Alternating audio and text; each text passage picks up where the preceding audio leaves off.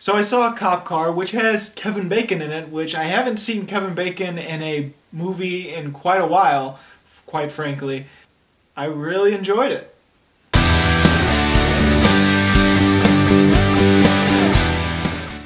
So Cop Car has a very unique but simple premise. Basically, two kids have run away from home and they're just wandering about and they find this abandoned cop car. These kids, which are around 10 years old or younger, decide to play around with the car thinking it's really cool, and suddenly they drive off. Now Kevin Bacon is the sheriff of that cop car and he has something very important in the trunk.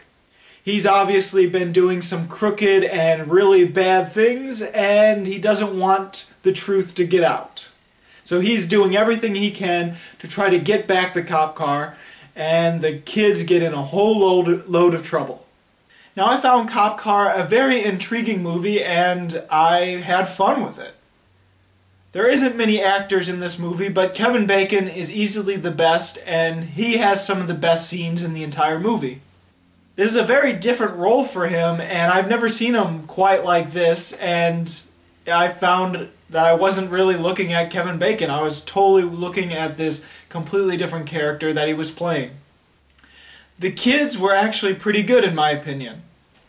Now it's obvious the kids were playing some sort of hooligans or some sort of troublemakers. Obviously they're running away from their home, they're stealing cop cars, and all these crazy things they get into. Even the beginning of the movie, they're just saying off all these curse words and dirty words they can think of. But whereas some movies might have their kids play too over the top with this concept to the point where they become just complete dicks or really annoying characters, Cop Car was not like that. It was subtle enough and it felt a little bit more realistic. They were never too bad or too hooligan-y to be annoying and dickish, despite them stealing cars and playing with guns stupidly. But they felt more grounded and I understood them as real kids. For the most part, they're just having fun with this movie and the kids do so really well. It isn't until towards the end when they actually have to be scared, which I felt their fear and I thought they did a pretty good job with it. Seeing the percentages on Rotten Tomatoes, I'm quite surprised how many people aren't liking this film audience-wise. Critics-wise, it's got like about 70-something%, and so it's pretty good. Audience-wise, it's at the 54%. I don't know what the average score is, because that's obviously more important, because the percentage is just telling me how many people gave it negative reviews versus positive reviews. Or actually, vice versa, sorry. But then I rewatched the film really recently just to be prepared with this review, and I started realizing, you know what, a lot of the storytelling is done through visual storytelling. And if the negative reviews from audience for Mad Max shows us anything, there's a lot of people that just don't understand visual storytelling and just think it's not storytelling whatsoever and there's no plot. Now, seeing that Cop Car relies on this very heavily, it just goes to show that some people just don't see and understand, and that kind of makes sense. But yeah, there's some really good visual storytelling, a lot of moments where you just have to watch and understand rather than it be explained and spoon-fed to you. And I always have to commend a film that's able to do that and able to do that successfully.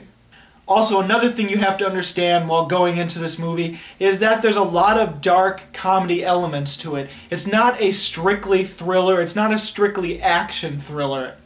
In fact, it's mostly a slow-paced thriller, but with a bunch of dark comedic moments in it. So when you think that the concept of kids stealing a cop car is absolutely ridiculous, well, just realize it's supposed to be a dark comedy as well, and so some of the ridiculousness makes sense in the long run. There is some really brilliant moments that happen to be a little comedic while still being completely suspenseful and intense.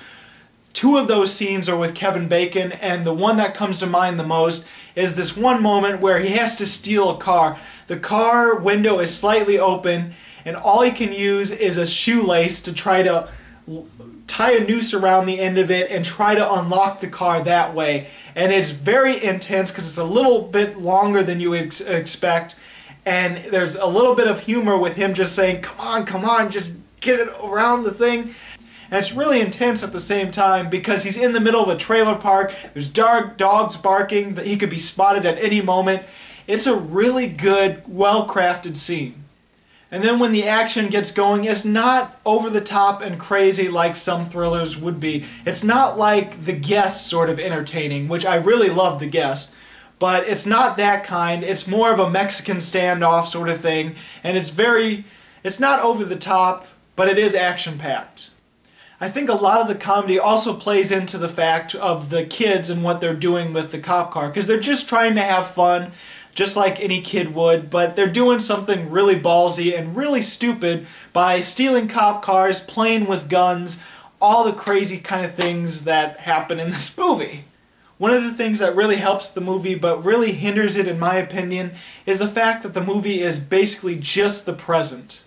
It's very much a movie that's completely in the moment. You don't get a lot of backstory. Actually, you don't get any backstory at all, and the only flashback you get is what happens with Kevin Bacon while the kids are stealing the car. That's the only backstory you ever get in the entire movie. The rest of it is set completely in the present, and you don't get a lot out of who these characters and what their motivations are.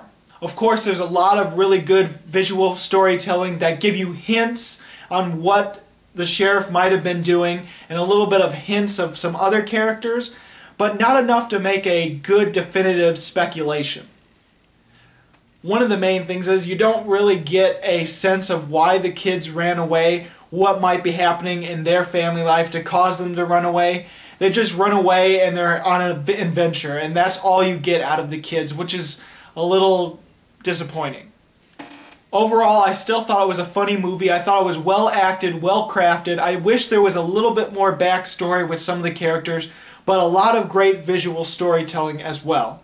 In the end, it is one of my favorite movies of the summer currently. It's my top 15 in the summer movies of 2015, and I'm going to give it 4 stars. So have you seen Cop Car? What did you think about it? Go ahead and comment. If you haven't seen Cop Car, what is your favorite indie thriller?